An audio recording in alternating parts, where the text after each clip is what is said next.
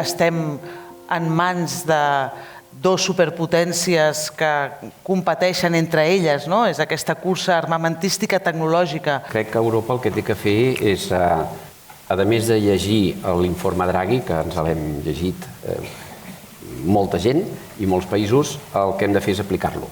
Que Europa no es pot permetre el luxe de no tindre una autonomia suficient en temes armamentístics. A Europa, les decisions que està fent en temes de defensa, jo ho dic pel que veig en els mitjans de comunicació, jo diria que les decisions les està prenent en Donald Trump. Amb les dades crec que és el mateix, té que haver-hi un nivell d'autonomia suficient en un tema tan important.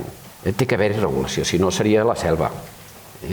Però el tema és el repte de fer una bona regulació. És evident, i si no, no estaríem parlant de quarta revolució industrial, és nova revolució industrial perquè altera la recepta de la productivitat en tots els sentits. Jo crec que és millor destinar el temps a veure com podem treure el màxim profit com a usuari. Estem parlant d'una nova revolució. Això vol dir que no es tracta de substituir, es tracta de complementar i de barrejar, diguéssim, de manera diferent, es tracta de trobar una nova fórmula. En la segona revolució industrial, quan va haver-hi la fabricació automatitzada en sèrie de cotxes, hi ha una anècdota molt coneguda de Henry Ford que deia que ell faria exactament el que volgués el client sempre i quan volgués un Ford T de color negre.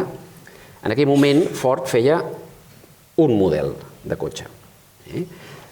La darrera vegada que ho vaig mirar, farà uns 2 anys, el Ford podia fer 122.000, més o menys, 122.000 models de cotxe diferent. Una de les grans aportacions que fa la intel·ligència artificial és aquesta capacitat de personalitzar, tot i que ja hi ha gent que alerta de que aquesta hiperpersonalització també té riscos. Si pensem en la part de preus, ja ho veiem què fan els algoritmes, fins a cert punt perillós, tota aquesta, diguéssim, competència algorítmica sobre tot un món, tant pel que fa a la personalització i l'atenció i la captació de client, com pel que fa a tot el procés de fixació de preus. Avui per avui, igual això canviarà en el futur, avui per avui, en la meva humil opinió, la intel·ligència humana és superior des del punt de vista de l'esperit crític, des del punt de vista de la humanitat. La intel·ligència artificial no és humana. D'adaptar-nos també, no? D'adaptar-nos i de tindre empatia, sutilesa, etc. Per tant, el que hem de fer és utilitzar la intel·ligència artificial com una ajuda a fer tot això. I els economistes, vaja, normalment el passat a vegades el podem... Depèn. Depèn és la paraula. Podem explicar. Crec que el que passarà amb la IA, m'imagino que serà semblant al que va passar amb la informàtica i el que va passar amb l'electricitat. És a dir, que ho transforma tot. Revolucions, que dèiem. Revoluciona tot. Fan servir la IA a Montserrat, ho saps? També. També la fan servir, no tots els monestirs ho fan, però, per exemple, els monjos de Montserrat tenen el mòbil i estan connectats a internet. Els valors van canviant. Si mirem empreses d'èxit, normalment les empreses d'èxit doncs no treballen 37 hores, les persones que han fet això. I quan els pregunto, escolta, i vosaltres quantes hores treballeu? No diré la quantitat, perquè igual hauré de donar explicacions, però vull dir, són bastant més que 37 i que 40 hores. Normalment aquestes disrupcions tecnològiques tenen més forma d'S que no pas de curva exponencial. En el 2030, doncs,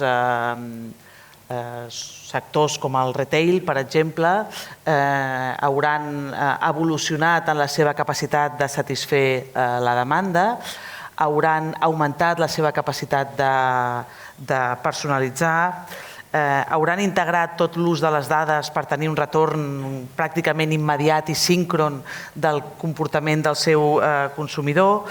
Segurament les dinàmiques de preus seran més flexibles, més ajustades, i segurament la predicció, aquesta part de predicció de demanda serà més important. Hi ha un repte ingent, hi ha un repte immens, jo l'estic vivint en primera persona, en fer que tot aquest replantejament de com augmentem la proposta de valor de cadascuna de les empreses a partir de buscar aquella millor combinació persona-tecnologia. Un dels grans avantatges de la intel·ligència artificial és que és molt escalable. A Europa En aquests moments, si no recordo malament, falten 600.000 persones que puguin conduir camions. La política pública té un pes importantíssim.